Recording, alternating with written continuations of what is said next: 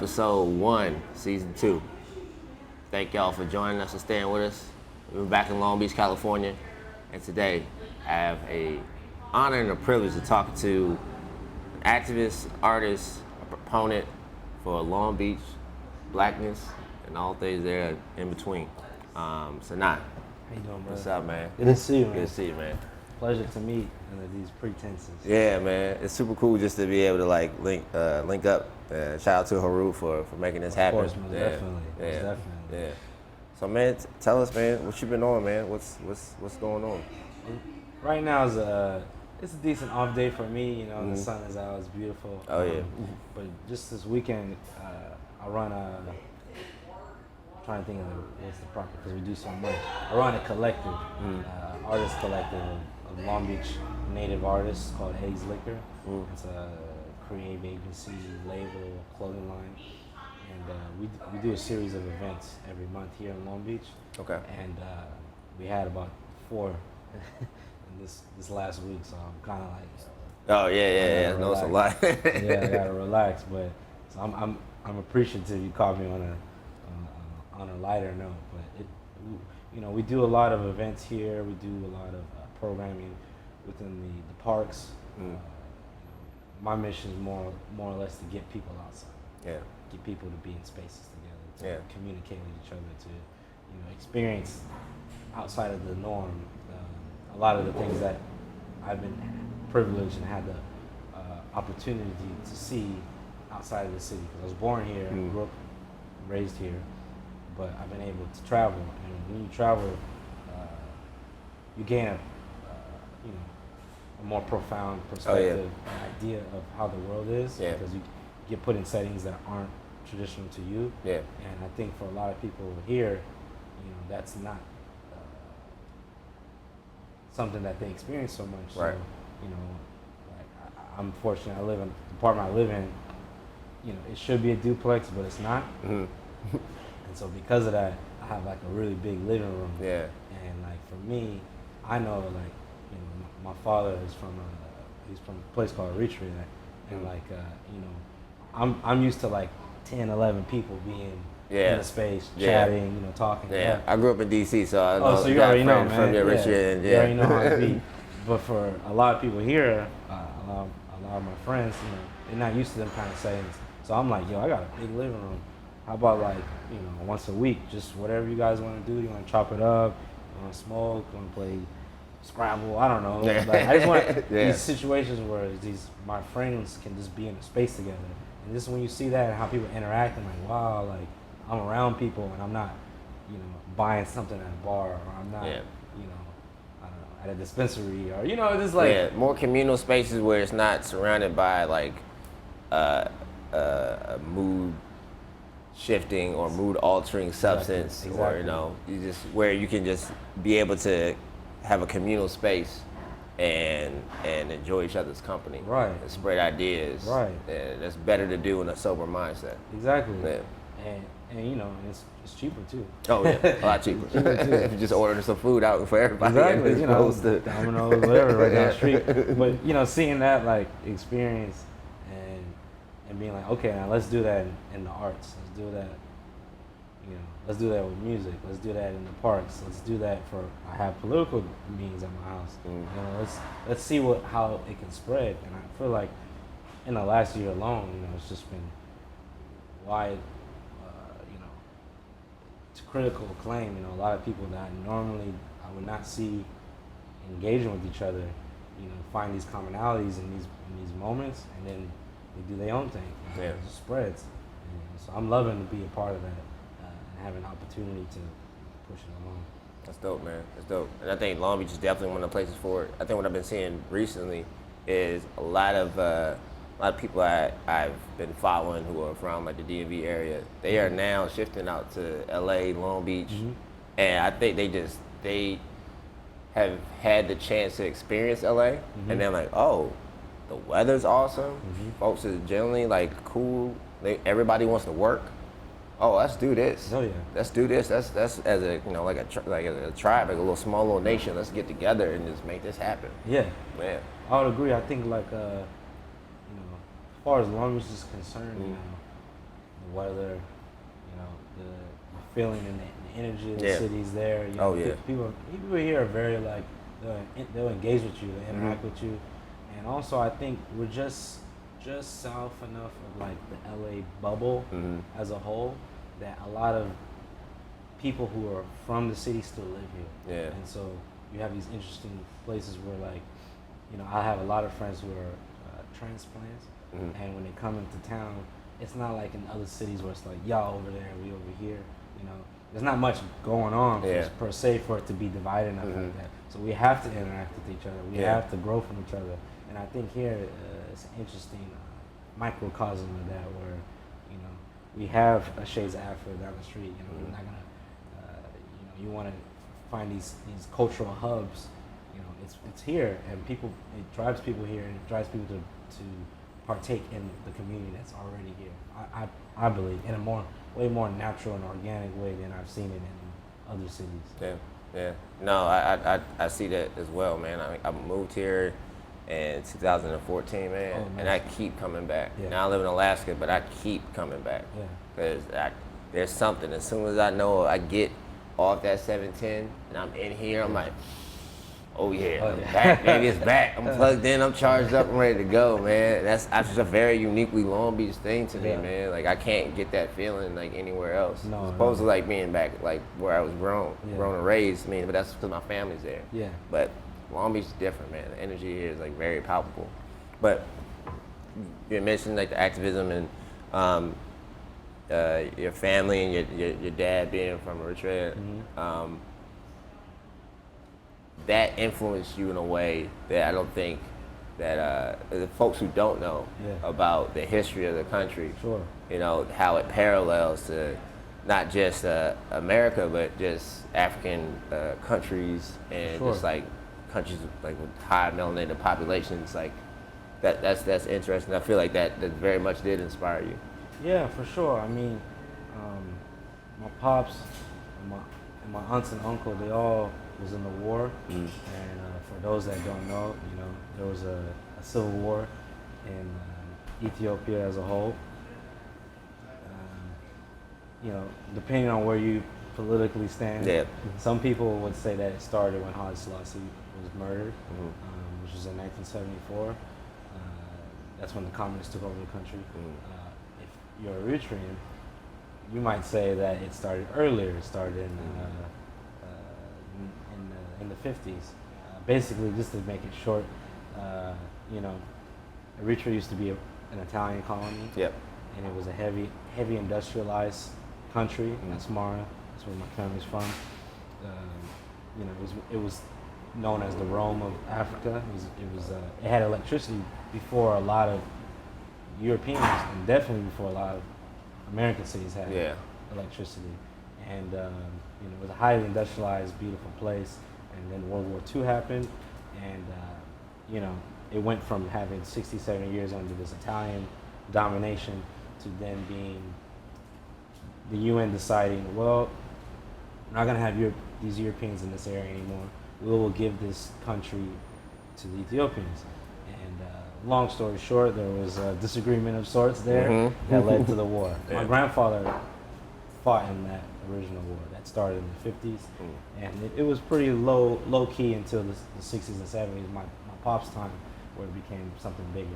But that being said, you know, even now in the state of Eritrea, it's like one of the first tenets of the Constitution there is self-reliance, and that's something that's always staying heavy, both for me and my family, because you know, I didn't come into this world to be dependent on others. You know, you have your family, you have your culture, and you have your community, but I am under no means expecting others to take care of me, especially when I became a man. You know, and that was instilled in me when I was a child. You know, my grandparents came here when I was a kid, and they you know, they lived in a pretty hard neighborhood for recent immigrants in the area. You know, we grew up in the east side, and for them, you know, my grandfather was like, yo, you gotta be a man.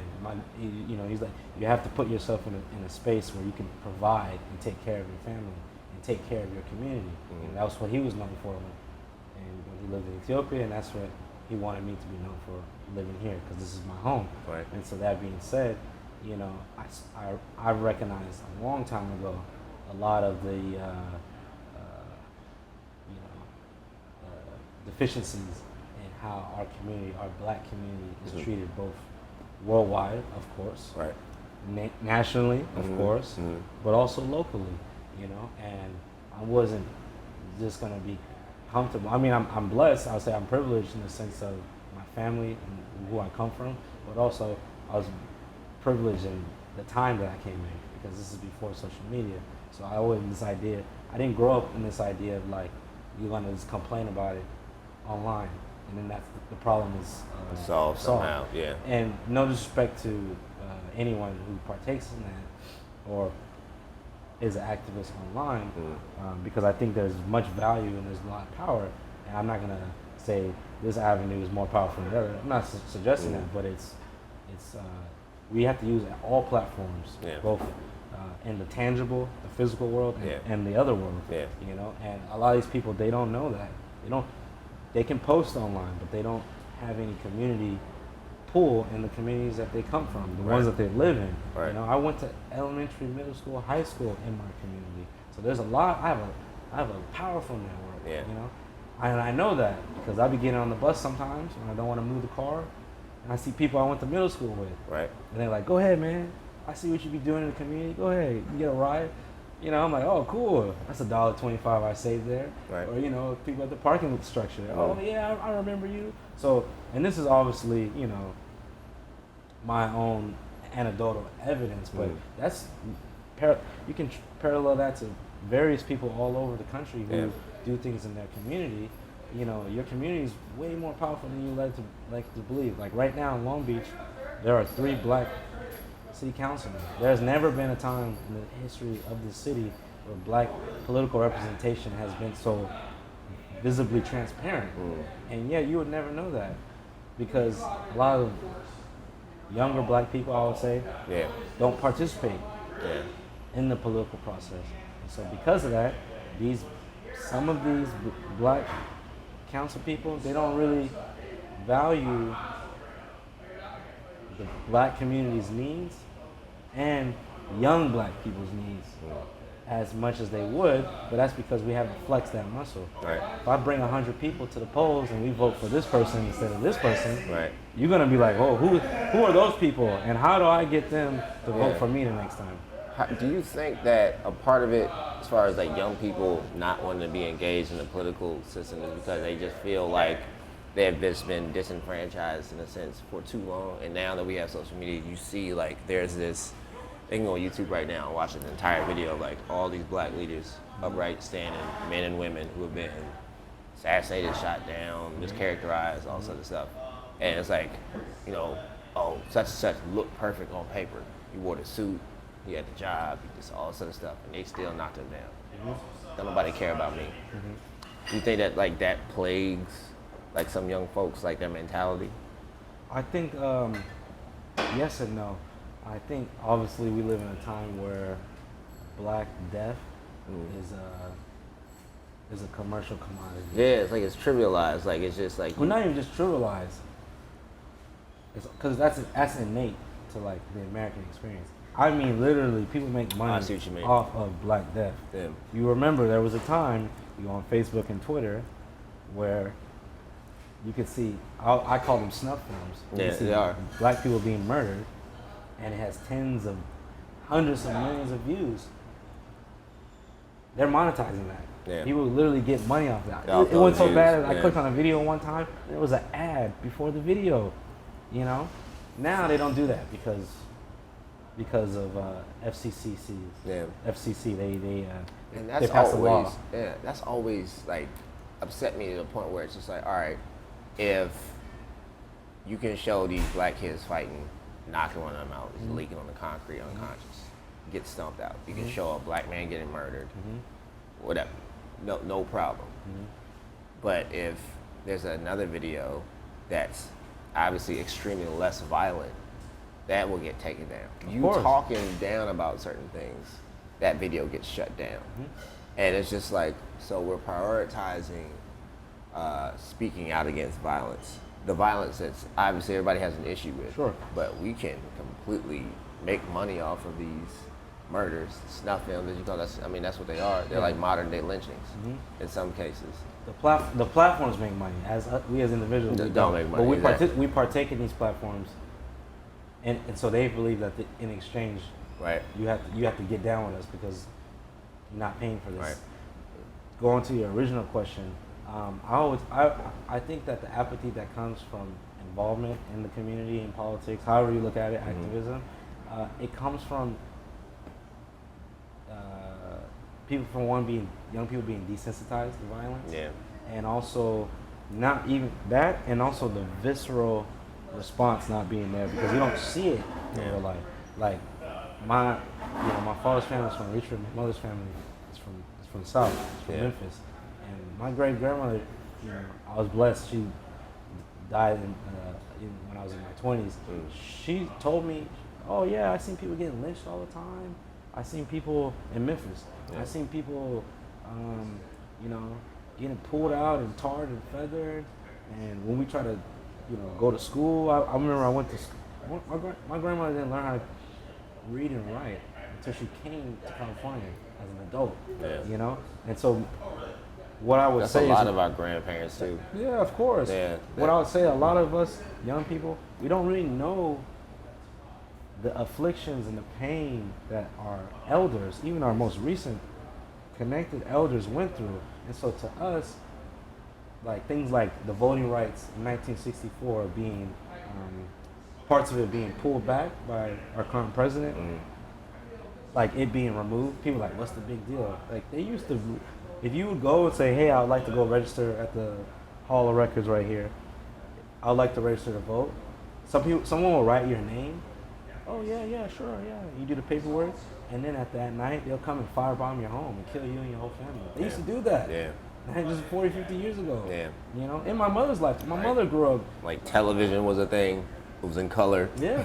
Yeah, like people make international, like we were on our way to the moon, like all these things were happening in conjunction with, I wrote my name down on a piece of paper to go vote for the president and got murdered. Yeah, and not just a person, dozens, hundreds of people this thing happened to.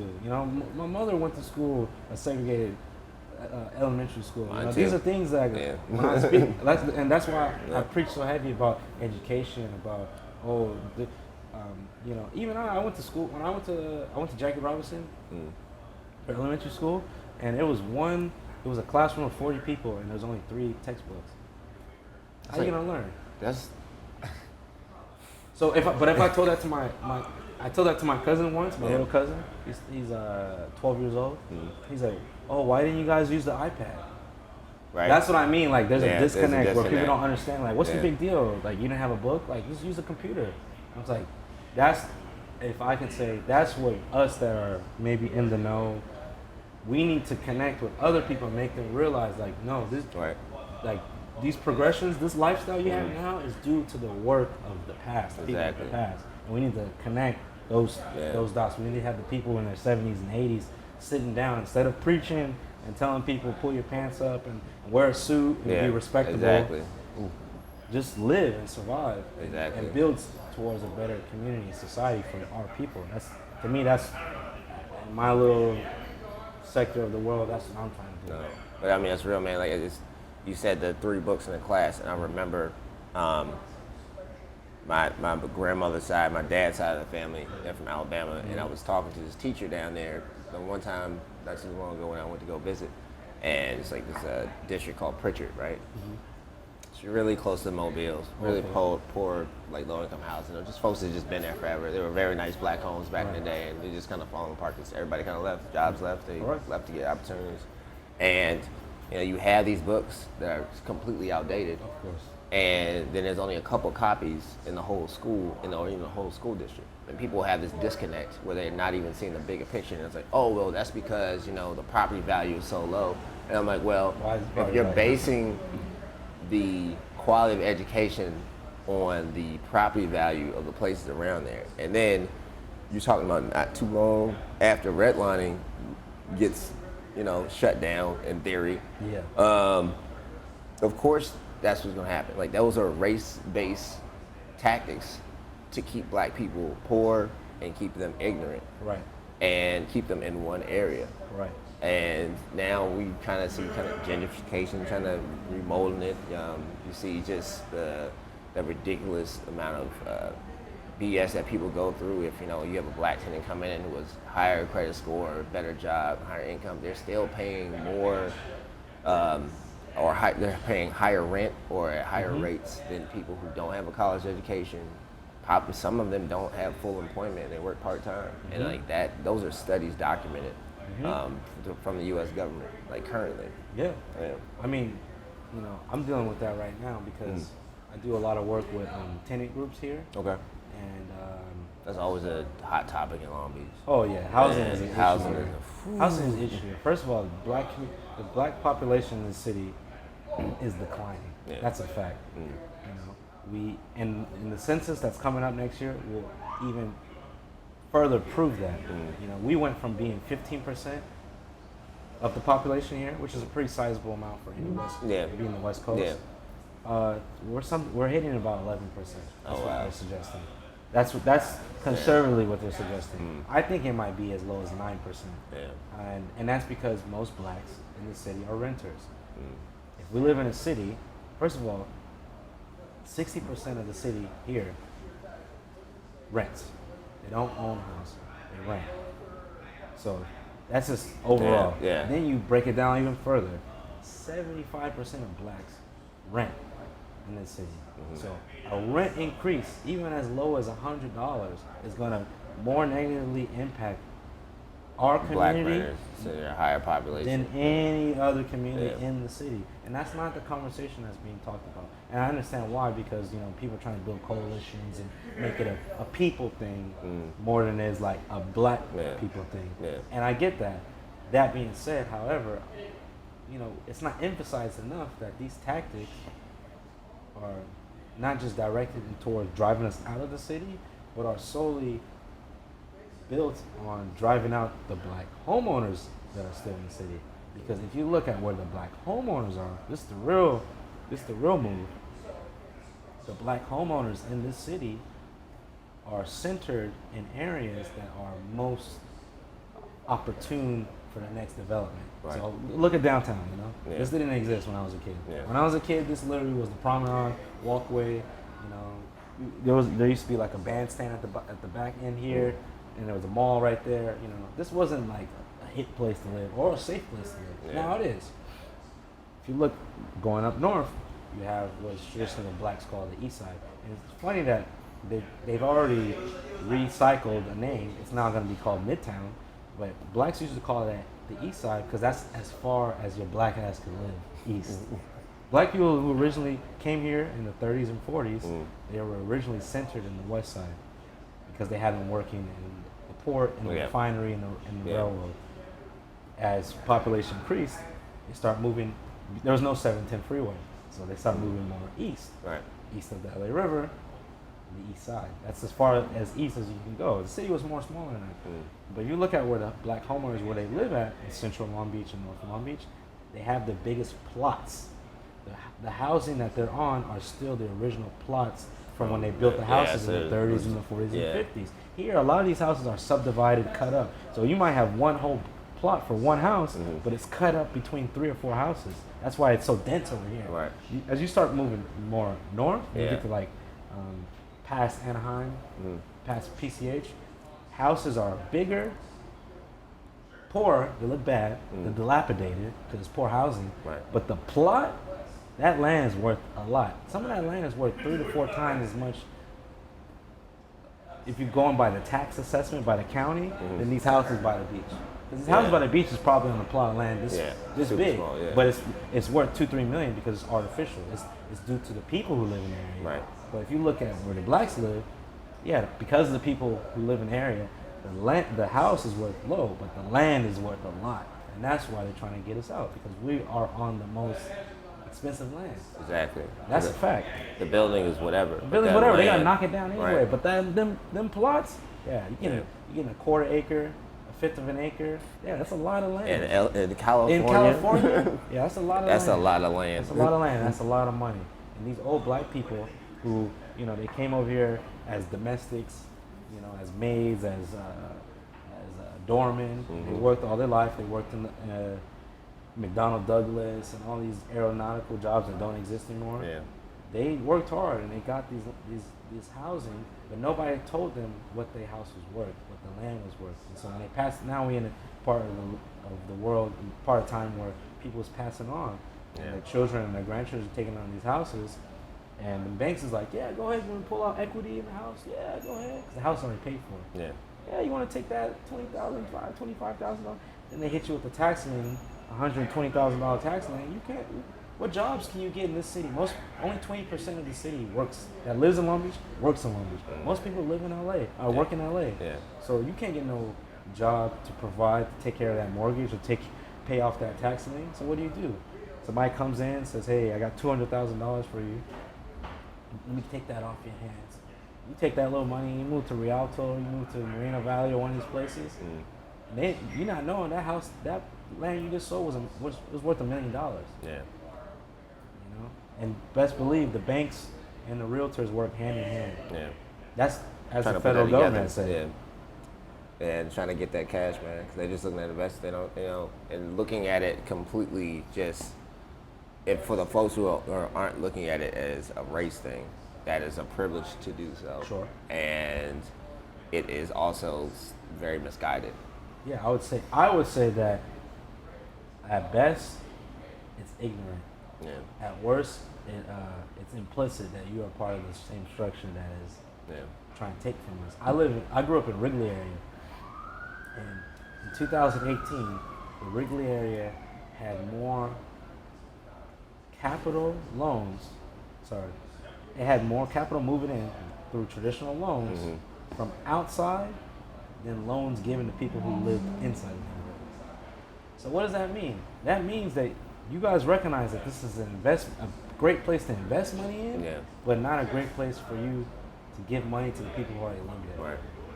Because the idea is to eventually turn, and you see it all up and down the East Coast. Like when I see like they're very cookie cutter style, modern cookie cutter style condos and apartments, and I get it. There's a lot more money to be made there. Of course. But at the same time, it's kind of deceptive tactics when you're undercutting the folks who actually live there. Of course. Made that land, made families, made generations, created life there, and then all of a sudden it's just like gone. Yeah, and you know and this is just the name of the game for next decade or two, right? Yeah.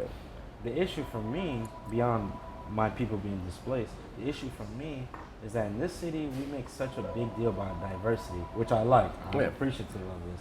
I grew up with Cambodian kids, Samoans, Filipinos, Mexicans, Salvadorians, the whole gambit, right? Chinese people. The issue to me is this city waxes so poetic about diversity, and this is a diverse place. We have a gay Peruvian mayor. We have 3 blacks on the city council. We have 3 Latinos on the city council. You know, this is a young city.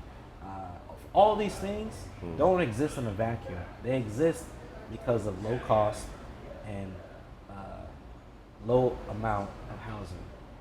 So because of that, you had these communities that probably wouldn't. If you look at any other cities, if there was more, if this is a bigger city, they probably wouldn't have so close proximity. But the beauty of it is they were forced to. So that's why we had to grow up, and our families are mixed, and our friend groups are mixed, and our sexual orientation of our friend groups are mixed, and that's beautiful. And I love that. And I want to maintain that. Oh yeah. But these current policies being pushed by the city, by developers in the city, by the power structure of the city, the bankers of the city, it's going to eradicate that. That's my children probably not going to. They're probably going to be in the next 10, 20 years, they're probably going to be the last generation of people in this city who's going to enjoy that, because I can guarantee you, by my grandchildren's time, that won't exist no more. Right. It'll be like San Francisco.